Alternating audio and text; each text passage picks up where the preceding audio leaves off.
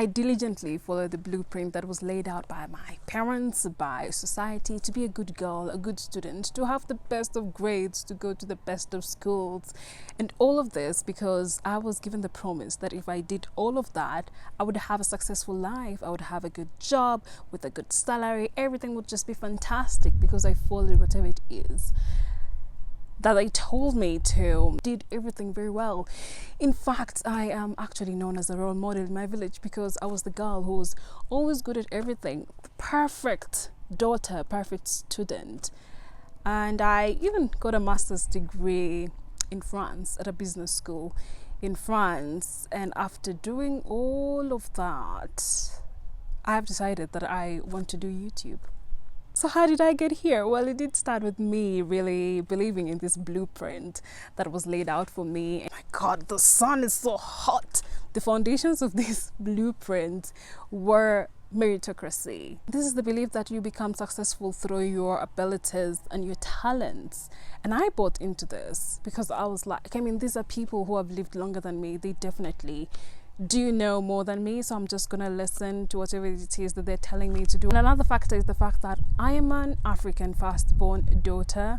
Let me tell you, when it comes to being a good girl, when it comes to having good grades, it's not an option. You're not told you either. No, there's no either. This is what you have to do. So I really had no option when you really think about it. And I had no option than to believe in this idea of meritocracy, which right now I do believe to be a very big illusion. Students are out. How am I going to film this with all that noise? And I did my part. I got the best of grades. I went to the best of schools. And I even ended up doing a master's degree, which I didn't want to do. But I was told that the honors degree that I graduated with in my bachelor's was not good enough because there are other people in the family who had degrees, first degrees, so I needed to do a master's degree so I could be worthy. And this is where I started to see the illusion of meritocracy. It was while I was studying my master's degree in France that I actually started to feel really exhausted, but I really didn't have time to think about the exhaustion that I was feeling because in between dealing with culture shock, dealing with the coursework of a master's degree, and also COVID-19 pandemic at that time, and I needed to find that bar actually.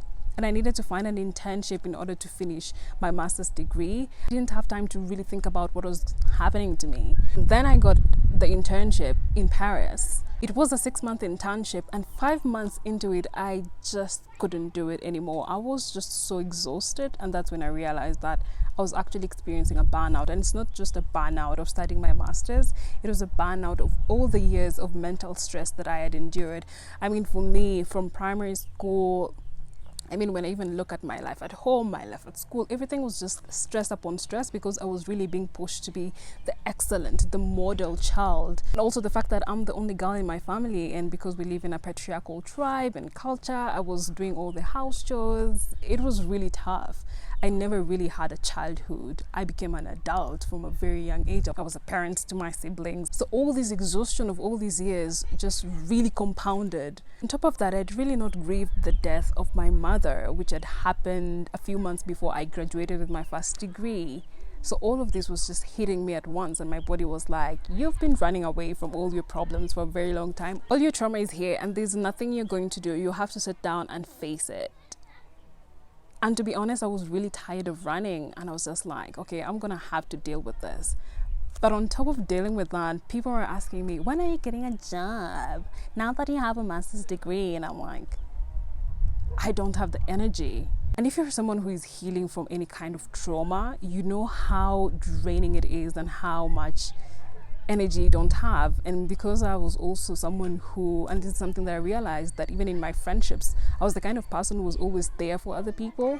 So I didn't even have any kind of emotional support to support me while healing, deconstructing my trauma and reconstructing myself to become a human being.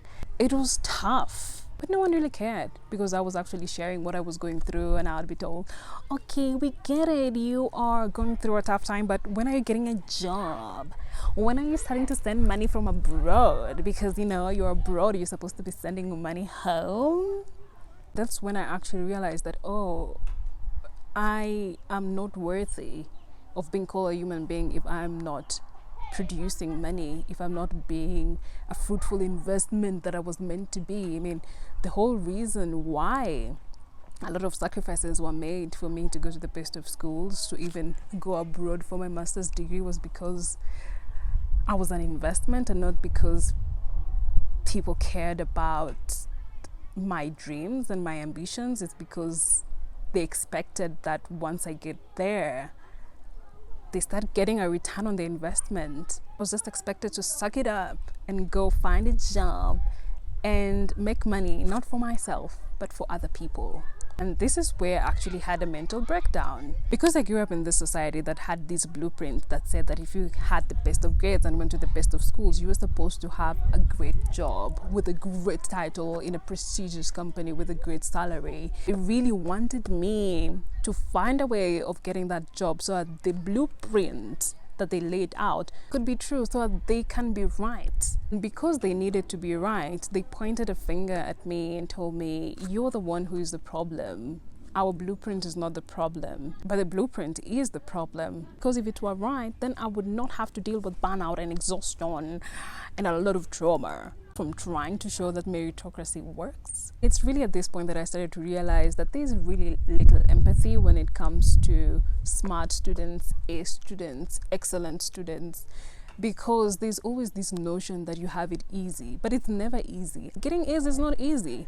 It takes a lot of sacrifice. It takes a lot of strategy. And on top of that, a lot of pressure from society that you come from family. If you are an African firstborn like me, you have to chart a path for the rest of your siblings. And I'm never going to apologize for being an A student in school, because that was the system. The system was about getting good grades. And so I got good grades, but somehow people or the society expects that you're going to have a perfect life. That is a lot of mental pressure that you have to go through, and you have to learn from a young age how to manage your own time. There's a lot that goes into it, only to come out of the school system and then you're told A students work for C students, which, by the way, actually shows that meritocracy works, because the sole purpose of the school is actually to produce workers and employees. If you're getting out of school and getting employed, it's showing that meritocracy works. The reason why C students are actually starting companies is because they can't find jobs, so they decide to create jobs. But why are they employing A students if they don't believe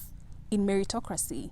Anyway, that's not the point of this, but you see, you're doing all this work in school, you follow all these things that you've been taught to follow, only to be told A students work for C students. It's like you're being belittled. It's like all the effort and sacrifices you put into getting these good grades that you have were for nothing. But what I really found to be worse is that because I had been really forced to be excellent all my life, I was finding myself getting into workplaces with a baseline of excellence. And then I have to deal with managers who have no idea what their job is all about. Managers who are micromanagers, CEOs who are very bad at leadership. And I have been leading people my entire life. I mean, when I was 20 years old, I was a producer in the school's radio station, and I was in charge of a team of about 10 people, and all of them were older than me, and I did my job so well that I became the producer of the year of the radio station. I was 20, and I'm finding myself in work environments with CEOs who are bad at leadership. I am like good at everything. I have been forced to be excellent all my life. And then I have to deal with this mediocrity. I'm sorry, what? And on top of that, I have to deal with men commenting about how I'm wearing my hair, how I'm choosing to dress. If you wear makeup, it's like, why are you wearing makeup? Are you trying to seduce me? Excuse me? I'm doing it for me. You're not even anywhere in my worldview, but you think that everything I'm doing is about you. I have to deal with such people in the work environment. On top of that, you're not even getting paid well. And I'm supposed to just accept it? This mediocrity? I went through all these sacrifices, put in all this effort in school, accumulated a lot of psychological and emotional trauma, even physical trauma, because we used to be beaten in primary school, and by the time I was even leaving for high school, I had marks all over my body. I looked like a zebra. I went through all of that just to end up in such mediocre work environments, and I'm just supposed to dumb down my excellence to accommodate mediocrity. While working in France, one of the CEO I was working for told me that I am too smart for my age. And I was like, is that my fault? Is that my fault? But why am I expected to just accept this mediocrity? That is something I just don't get. Why? While I was reveling in this, I started to deal with losing my own mother, and I really started reflecting on her life. I realized that she never really got to live the life that she wanted to live because she got married, because she had kids. We also live in a patriarchal society, which means she was also working and she was also expected to do all the house chores.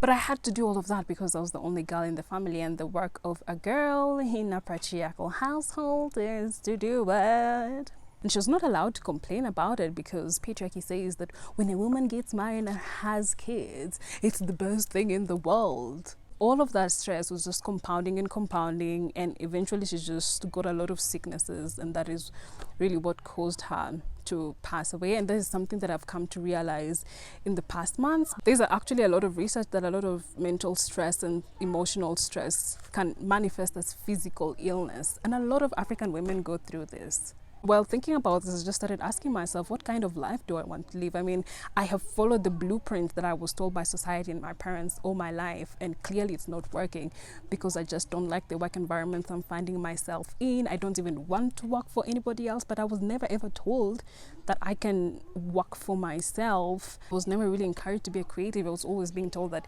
being a creative is just a hobby, but this is what I want to do. I want to create videos. My first degree was in communication. I wanted to be a news anchor, and I ended up doing film, TV, and radio production. But after working 3 days at a TV station, I realized I just didn't want to work for anyone. It is in looking at the lives of my mother and my grandmother that I realized that life is actually very short, and it's up to me to choose the kind of life I want to have, because if I continue following what society tells me, I'll just end up like them. That begins with me doing this because I enjoy doing this amongst many other creative things. And maybe this is my version of being a news anchor. I mean, there's really not much difference between YouTube and being on TV. The difference is just the platform. Everything is about creating content. Even news is content.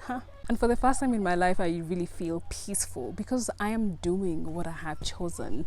And if anyone ever tells me that, oh, you need to follow what society tells you, I've already done that. Been there, done that. And I'm the one who chooses what success looks like for me. Don't have to measure it by the amount of money or cars that I make. I've had to really reflect on life, to really look at what I want to do or not. I really don't care about societal approval or people's approval. I only care about what I think about myself and my life. And that is something that a lot of young people don't get to explore at a young age. A lot of people do that when they're in their 40s and 50s. So somehow I think I should thank the burnout that I got in 2020 because it has really made me reevaluate how I want to live life. And I know society really tells me that my value is in being a good girl, a good woman, a good student, a good daughter. But if me choosing my own path and deciding how I want my life to be makes me a bad daughter, a bad girl, a bad woman, so be it. But as long as I'm happy, that's what I'm gonna do. So cheers to this YouTuber with a master's degree.